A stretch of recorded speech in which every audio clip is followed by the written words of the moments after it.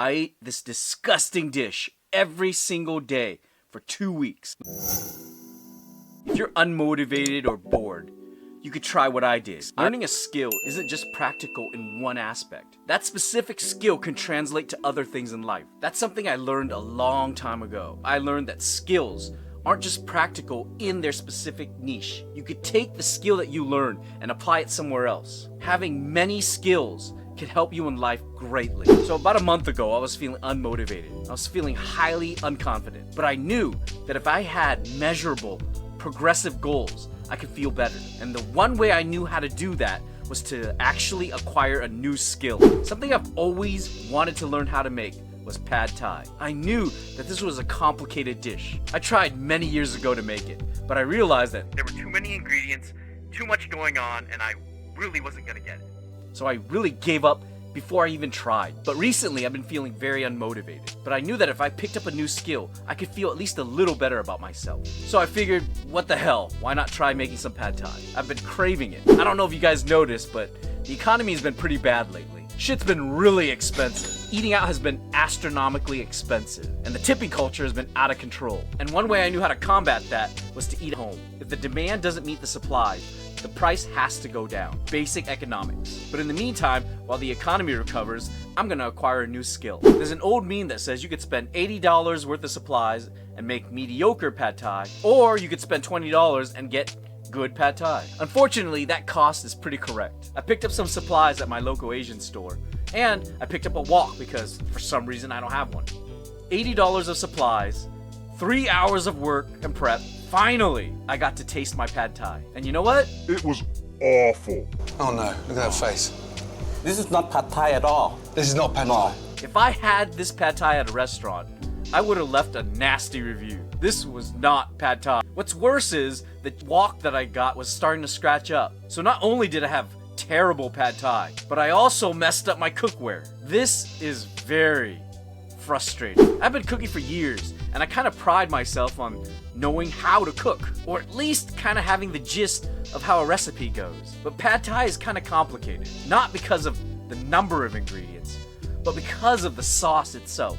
And that's what makes pad thai. But before I could get to that, I have to figure out what to do with my cookware. I read online that there are certain woks that need preparation. They require metalworking. So I took a metal sander to my wok, grinded it down to the bare metal. I heated it up until it blued. Then I went hunting for recipes. I tried 5 recipes and was about to give up because they all started looking alike afterwards. After a week of tasting all these recipes, I was getting worn down. I was really running out of options. It felt like I tried everything and I was about to give up. I literally wrote down, I don't know how to proceed. I'm unsure of what to do. Should I give up?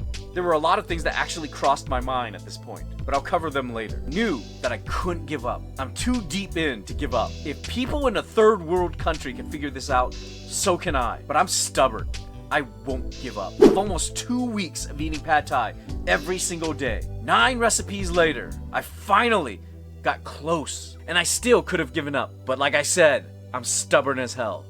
Last time I made it, it was perfect. It's exactly the way I wanted it to taste. Now before I tell you what I learned about pad thai, let me tell you what crossed my mind during these 2 weeks. There's a financial aspect. Thailand is a third world country. The ingredients required are not expensive. Therefore, the returns that you get from making this dish will increase because the cost of materials will eventually Sure, you're gonna have to pay up front for a pan and some ingredients, but those ingredients might last you a long time. Secondly, there are a lot of skills that translate somewhere else. Me learning how to make pad thai wasn't just a skill on pad thai. It was the ability to learn how to use a wok. It was also the ability to learn metallurgy and how to blue metal. So with my ability of learning how to make pad thai, I was also able to make pad see ew, and I was also able to translate that over to fried rice. So far the cost of the wok has already paid for itself across all the dishes that I've made. And the third lesson that really ingrained itself in me is that life is about learning. When we're babies, we learn lessons in life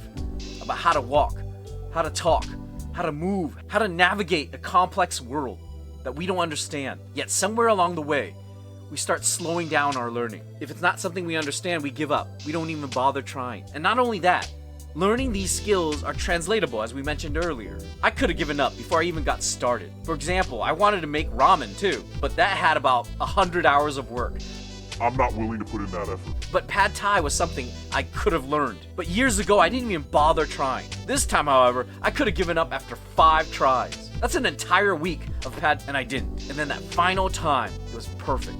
Gordon Ramsay struggles with pad thai. I'm not a chef. Why am I so hard on myself? So the 3 things I've learned about making pad thai are: 1. Soy sauce absolutely ruins the dish. It turns it into a different dish entirely. It makes it almost like a pad see ew mix. 2. The sauce is the key here, and it's very basic. It consists of tamarind concentrate, palm sugar, and fish sauce. The key here is the ratio of those 3. There are recipes that use ketchup, or vinegar in substitution, and maybe it could be okay, but it's not authentic pad thai. 3.